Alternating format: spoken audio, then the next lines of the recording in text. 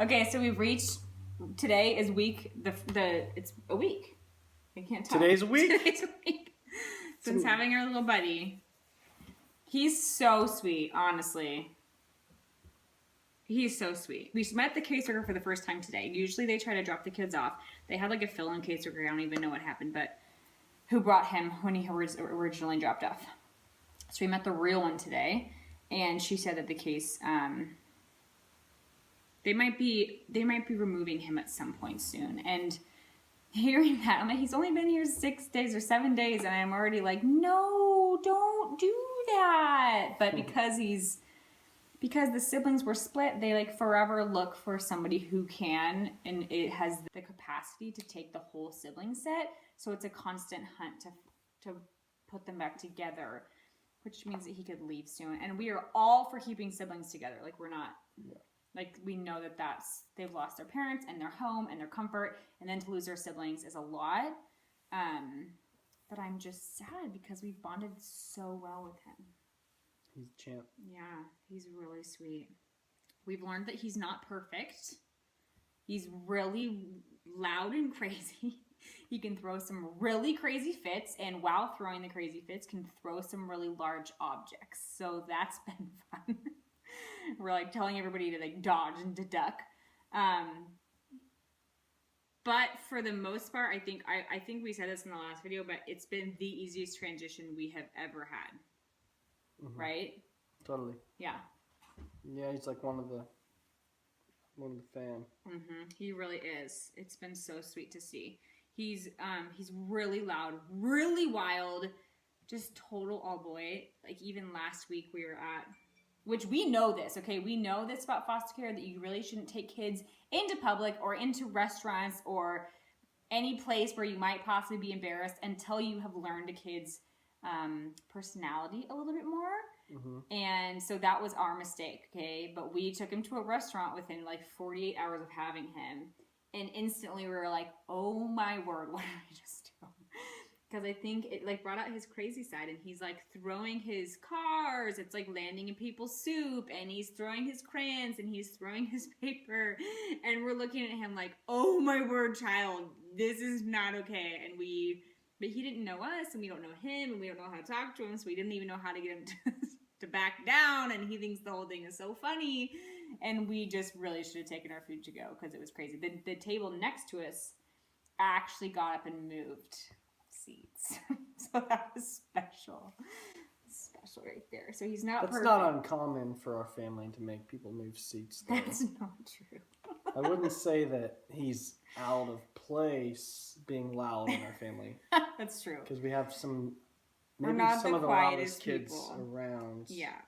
But he is like an extra step of noisy. He's so noisy. Pretty loud. He's so loud. Mm-hmm. And he thinks it's funny, which makes it, he does, which get louder. It makes it worse. Yeah. Mm-hmm. Yeah. So we're still figuring out how to parent him. We haven't figured out yet how to get him to bring the volume down instead of up. Boo. Boo. Love you. What else have we learned? He loves to eat. He does great. He's a great eater. Great eater. Yeah. I think one of the myths actually about foster care is that they say you're going to get really picky eaters because they've never had to eat vegetables and things, which a lot of times that I could see why that could be true. But this is so sad what I'm about to say, but I feel like the kids who have come into our home, they're so thankful to get any food. So they just eat whatever you put in front of them. In fact, one of our foster daughters, the first morning that she was here, we made her eggs for breakfast. That was like pretty normal. And she was eating them, and she was like, oh my goodness, this is the best food I've ever had in my life. And we stopped, and we were like, these are eggs. Like, these are so simple. But to her, like, she just didn't have that. So I've heard, the side that foster kids are super picky, but we've never experienced that personally. We still can't remember his name. Can't remember his name. No. I came up with a couple good ones today. Mm-hmm. Atlas. Did we talk about Altitude already? I called him Altitude. Nope, but it came out. It was not. I was not even able to catch myself. The whole word came out. And his name's actually Joe, so it's kind of weird. Oh, it's so tricky. But I feel like for the most part, 90% of the time we can nail his name, but there's the 10% that we're like, oh my goodness, I can't find the letters. They're not coming together. I think people are going to try and figure out what his name is based on all the wrong names we've been saying. Well, I know. Well, none of them are even close, so good luck. Yeah. The nickname that has kind of been sticking is Boomer. This is Boomer. This right here is Boomer. And it just comes out quicker than the kid's name. And it's not because we're trying to change his name. It's not because we're trying to confuse him. We're not trying to cause any issues or ruffle any feathers here. It's legitimately because we can't remember his name. So it's just the thing that comes first. And as soon as someday when we're able to get his name and it comes out easily and smoothly, we'll drop Boomer. But for now, Boomer is sticking, and and it's just, I don't know, it's just a tricky one. We just can't get it out of us. He was driving home with a caseworker, and she said that the moment he pulled onto the street, he started yelling, "Oh, Mama, my house! That's my house!"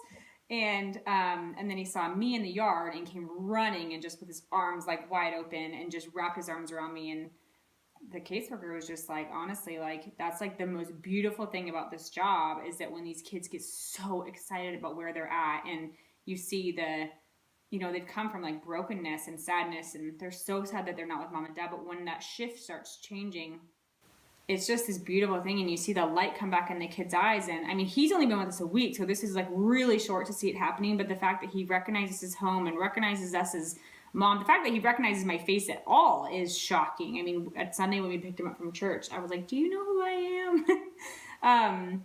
So yeah, I mean, it's the most beautiful thing to be able to take these kids and help them pick up the pieces of their story and help them try to figure out how to piece it all back together and to be able to build this bond and this beautiful relationship and this love for these kids. Yeah, I'm just thankful for the whole journey. It's just been really good. I don't just mean him, I just mean foster care in general. I mean, obviously there's really big highs and lows. But man, looking at that little kid today as he ran at me with his big arms, it's so worth it. You know, like we're literally in the middle of his storm right now, and yet we're like the one steady thing that's there, and I'm just glad that we can be that. Yeah. Yep. So we are getting ready to drive to this little man right there. This little guy's first visit with his mom and dad since we've had him in care, and we'll see how it goes. Super exciting for him. We don't know what behavior's gonna look like when he gets home. That's always kind of a wild card with kiddos in care. They could either be super great, super excited they got to see mom and dad, or they could throw some pretty large tantrums and fits and be really confused, which is completely understandable. So we're gonna see. He also gets to see his brother and sister. Okay, so little buddy got back from his visit today, and he is doing awesome. We haven't seen any interesting aftermath or any extra sadness or anything. He really is such a trooper, and I'm so proud of him. He hadn't really asked anything about mom or dad or sister or brother or anything, but a couple days ago he started to go, "Mommy, gone. Sissy, gone. Brother, gone. Daddy, gone." And so we started asking him, we're like, "Buddy, are you talking about your sissy? Where's your sissy?" He's like, "She's gone." And it was the only way he could communicate that they weren't here anymore, and he can't explain any more than that. But it's just sad to realize that these kids recognize that life is different, and though they can't communicate it, and usually they communicate it through screaming or through tantrums or through behaviors, and he's not. I mean, he's not doing those things, but he's still trying to communicate that he recognizes that life has changed, and it just makes me sad. But I'm in the middle of actually packing him, not to move out. Don't panic. My little brother's getting married in Florida this week, so we are on our way there. But oddly enough, our last few placements, within 2 weeks of getting them, we had some huge trip planned and then had to go leave those kids with respite or in respite care because you can't really very easily take kids on airplanes. And because it was in the first 2 weeks of having them, obviously we planned the trips way before that. So I'm in the middle of packing our family, one, which is a big ordeal, but then two, packing him to go to respite care, which is a big thing in itself. You know, he's just starting to get settled here, and then to pack him again to start at a new house, I feel really bad for him. Like, he's just doing so good. He's so bonded here.